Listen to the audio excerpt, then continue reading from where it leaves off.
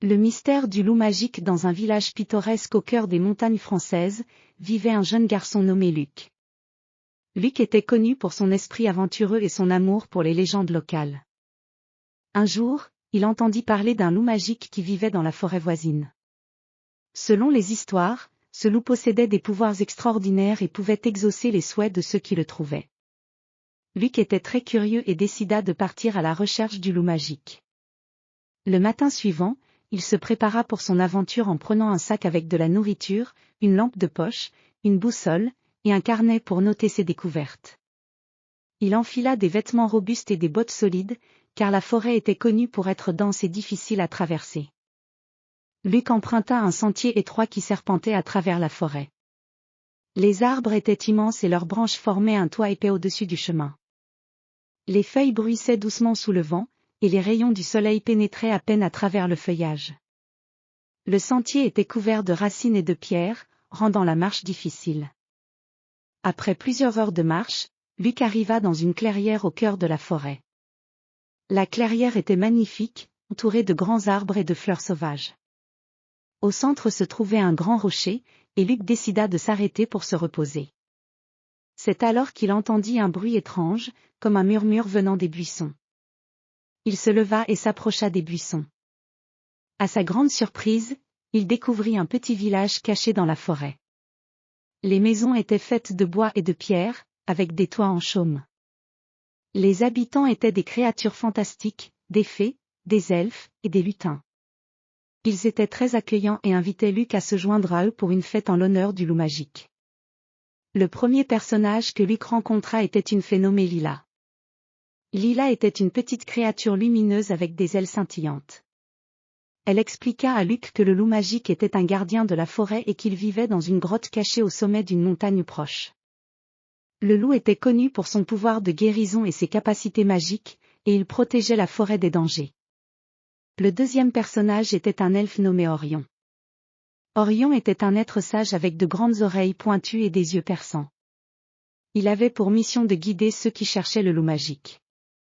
Orion donna à Luc une carte ancienne montrant le chemin vers la grotte du loup. Il lui conseilla de suivre le sentier montagneux et de faire attention aux pièges naturels, comme les pierres glissantes et les ravins profonds. Luc remercia Lila et Orion et reprit son chemin vers la montagne. La montée était difficile, avec des pentes abruptes et des rochers glissants. Le paysage changeait au fur et à mesure qu'il montait, la forêt dense laissait place à des champs d'herbes hautes et à des formations rocheuses impressionnantes. Finalement, après une longue marche, Luc arriva devant une grande grotte située au sommet de la montagne. L'entrée de la grotte était cachée par des lianes et des fougères. Luc entra prudemment dans la grotte, et la lumière de sa lampe de poche éclaira des parois scintillantes et des stalactites qui pendaient du plafond. Au fond de la grotte, Luc trouva le loup magique. C'était un magnifique animal avec un pelage argenté qui brillait à la lumière de la lampe. Ses yeux étaient d'un bleu profond et semblaient refléter la sagesse de siècles. Le loup se leva lentement et s'approcha de Luc, le regardant avec curiosité. Luc expliqua au loup qu'il cherchait à comprendre les secrets de la forêt et qu'il avait entendu parler de ses pouvoirs magiques. Le loup, avec un regard compréhensif, accepta de lui montrer ses pouvoirs. Il émit un léger grognement, et une lumière douce commença à émaner de lui. La lumière se transforma en une vision magique, une image de la forêt et de ses habitants, montrant la vie en harmonie et les nombreux secrets cachés dans les arbres. Le loup expliqua à Luc que le véritable pouvoir magique résidait dans l'équilibre et le respect de la nature. Les souhaits pouvaient se réaliser si l'on agissait avec bienveillance et respect envers les autres et l'environnement.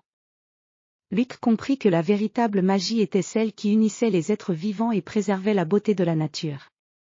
Avant de partir, le loup offrit à Luc un petit pendentif en forme de lune. Il expliqua que ce pendentif serait un symbole de la connexion entre Luc et la forêt, et qu'il lui rappellerait toujours les leçons apprises lors de son aventure. Luc remercia le loup et redescendit la montagne, le cœur rempli de gratitude et d'émerveillement. En revenant au village, Luc partagea son histoire avec les habitants. Il leur parla de la magie de la forêt, du loup magique et des leçons apprises. Les villageois furent émerveillés et commencèrent à respecter davantage la nature et les créatures qui y vivaient. Luc conserva le pendentif en forme de lune comme un précieux souvenir de son aventure. Il continua à explorer la nature et à apprendre des merveilles qu'elle offrait. Le mystère du loup magique devint une légende connue de tous, et la forêt fut protégée par l'amour et le respect de ses habitants. Ainsi, le loup magique resta un symbole de la sagesse et de la magie, et Luc vécut de nombreuses autres aventures, toujours guidé par la lumière de la forêt et la sagesse du loup.